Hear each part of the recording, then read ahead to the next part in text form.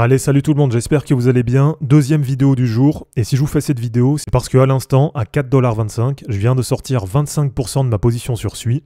Et donc du coup, c'est la deuxième crypto sur laquelle je prends des profits. Parce que je vous rappelle qu'il y a à peu près 2 semaines, je crois, j'avais pris 25% de profit sur Bitcoin quand on était à 89 000$.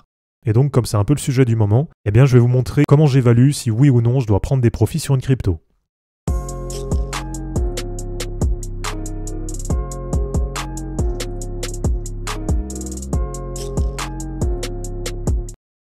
Bon, déjà, je tiens à préciser que ça n'engage que moi, donc tout ce que je fais dans cette vidéo, c'est vraiment ma stratégie, ma méthode de faire. Et après, que vous trouviez ça bien ou pas, en soi, ça va pas me changer grand-chose. Mais le but, c'est surtout d'essayer de vous aider, et comme ça, si vous avez aucune idée de comment vous situer, au moins avec ça, ça vous donnera déjà quelques pistes. Bon, déjà pour commencer, si vous n'avez pas vu la vidéo de ce matin, bien sûr, je vous invite à aller la voir, puisque dedans, je redonne les objectifs que j'ai sur les total market cap des cryptos. Donc dans un premier temps, avant de venir voir crypto par crypto ce que vous devez faire, pour moi, déjà, le plus important, c'est d'essayer de vous situer sur le cycle et d'essayer de vous dire si oui ou non, sur la majeure partie des cryptos, vous pensez qu'on arrive sur des niveaux sur lesquels il va falloir prendre des profits ou s'il y a encore de la place. Et donc, dans ce cas-là, globalement, sur la majorité de votre wallet, vous savez qu'il y a encore un peu de temps avant de faire de la prise de profit. Donc là, pour aujourd'hui, sur SUI, comment est-ce que je me suis basé pour savoir si oui ou non je devais prendre des profits? Bon, déjà, ce qu'il faut prendre en compte, c'est par rapport à votre PRU. Moi, j'ai regardé, j'avais un PRU qui était autour de 0,75 ou 0,77. Donc j'avais un PRU qui était quand même très largement inférieur au prix actuel. Et donc forcément, même si par la suite, je pense que SUI ira beaucoup plus haut que ça, mais ça n'empêche pas que par sécurité, c'est toujours intéressant de sortir par palier. Et c'est notamment ce que j'avais fait il y a 2-3 semaines sur Bitcoin. Puisque même si sur Bitcoin, je pense qu'on peut aller à 175 000, mais malgré tout, par sécurité, c'est toujours intéressant de sortir par palier. Alors, pour vous montrer sur SUI comment est-ce que j'ai fait pour faire ma prise de profit, donc tout simplement, si je prends mon Dynamic Rainbow 50, là je vois qu'on est très largement dans la zone de surchauffe, et c'est déjà pour ça qu'il y a 2-3 semaines j'avais envie de sortir, mais là, souvenez-vous, je m'étais fait piéger, donc le temps que je me décide, etc., elle était redescendue un peu. Donc forcément derrière, le but, c'est pas de sortir quand on arrive sur les supports, mais c'est tout simplement d'être patient et d'essayer d'attendre un meilleur moment pour sortir. Donc là déjà ce qui est intéressant c'est que sur SUI, on est dans la zone de surachat sur le Dynamic Rainbow 50 et par exemple, on est aussi en surachat sur le RSI. Alors ce que je vous invite vraiment aussi à surveiller, c'est tout ce qui est par exemple divergence de RSI. Donc quand vous avez par exemple sur de l'hebdo ou sur du 3 jours, le RSI qui commence à baisser alors que le prix continue à monter, ça généralement c'est quand même un signe annonciateur d'un potentiel retournement de tendance qui pourrait arriver. Et là si je monte par exemple sur du 3 jours, voilà, par exemple, actuellement sur SUI, il y a une légère divergence baissière de RSI. Donc on a le prix qui a continué à monter, et finalement, on a un peu moins de force acheteuse. Donc voilà, déjà pour ces raisons, ça me paraît assez intéressant. Et puis après, bien sûr, vous avez toujours la possibilité d'affiner encore avec d'autres indicateurs. Donc par exemple, les moyennes mobiles, les bandes de Bollinger, Ishimoku, l'indicateur Kama, ou voire même le MACD qui est assez intéressant. Donc là, pour SUI, voilà, vraiment pour toutes ces raisons, ça peut paraître assez simpliste comme ça, mais en tout cas, je considère qu'autour de 4,25$, c'est un bon niveau pour faire une première prise de profit.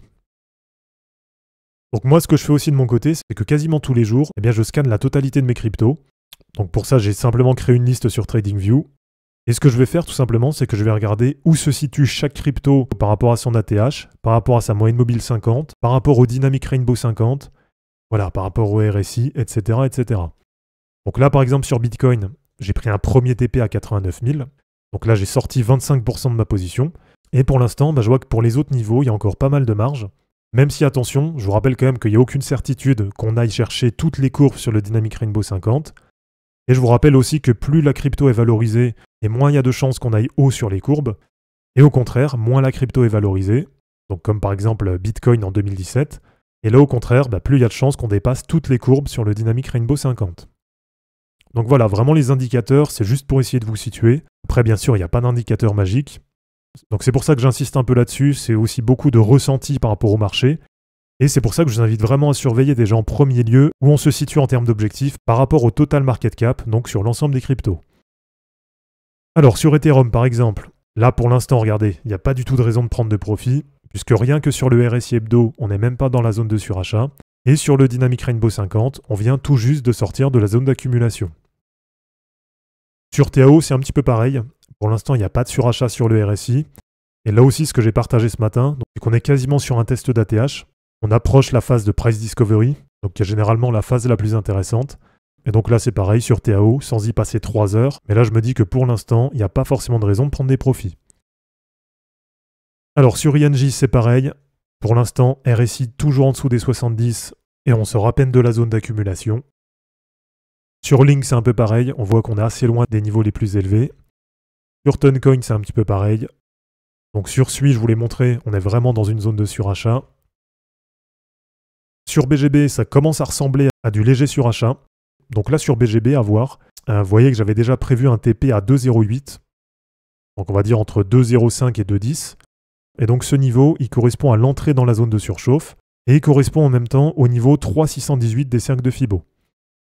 Donc à voir sur les prochains jours, voire les prochaines semaines, mais probablement qu'autour de 2,05 à 2,10, eh bien je sortirai par exemple 25 ou 30% de ma position sur BGB.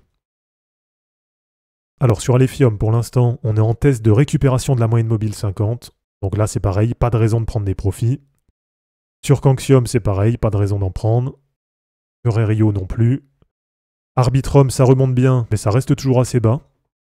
Donc là c'est pareil, pour l'instant j'ai pas prévu de prendre de TP sur Arbitrum. Sur Space, n'en parlons pas. Sur Say Network, pas de raison de prendre des profits pour l'instant. Sur Kaspa, pour l'instant le RSI, il est toujours assez neutre.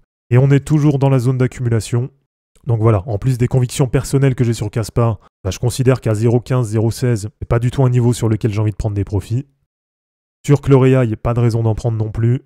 Sur Abelian, c'est pas la peine d'en parler. Sur Bob, donc il y a un même coin assez low cap. On l'a déjà sur les indicateurs, c'est pareil, il n'y a pas de raison de prendre des profits. Mais là aussi, en tout cas me concernant, l'objectif sur les low cap, et encore plus sur les mêmes coins, c'est quand même d'essayer de les garder un moment pour essayer de tenter quelque chose. Et si je le garde, l'objectif c'est quand même d'essayer d'aller viser assez haut. Donc on va dire que tout ce qui est indicateur graphique sur les mêmes coins assez low cap, je considère que c'est pas forcément très adapté. Alors sur Cubic, c'est pareil, pour l'instant j'ai pas de raison de prendre de profit. Sur Ginan, c'est un peu comme sur Bob, j'ai pas de raison d'en prendre. Sur CWIF, c'est un peu pareil.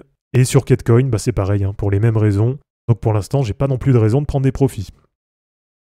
Allez, pour terminer, si je dois vous montrer une crypto que j'ai pas, mais sur laquelle j'aurais pris des profits si je l'avais, par exemple sur XLM, donc sur Stellar Lumens, est explosé vraiment du jour au lendemain. Et donc on voit qu'elle a largement dépassé tous les niveaux.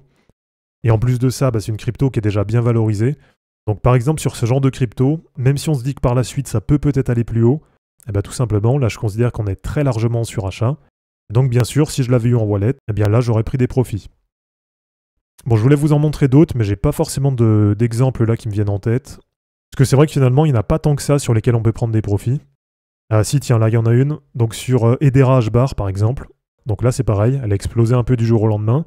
Et bien sûrement que là, donc dans les niveaux actuels, j'aurais pris 25 ou 30% de profit sur la position. Donc voilà les amis, c'est terminé pour cette vidéo. J'espère en tout cas que ça vous aura plu. N'hésitez pas à l'aimer, à la commenter et à vous abonner pour en suivre d'autres. Je vous rappelle que dans la description de cette vidéo, vous allez retrouver tous les liens utiles et les liens pour me soutenir. Et je vous dis à bientôt pour une prochaine vidéo. Ciao!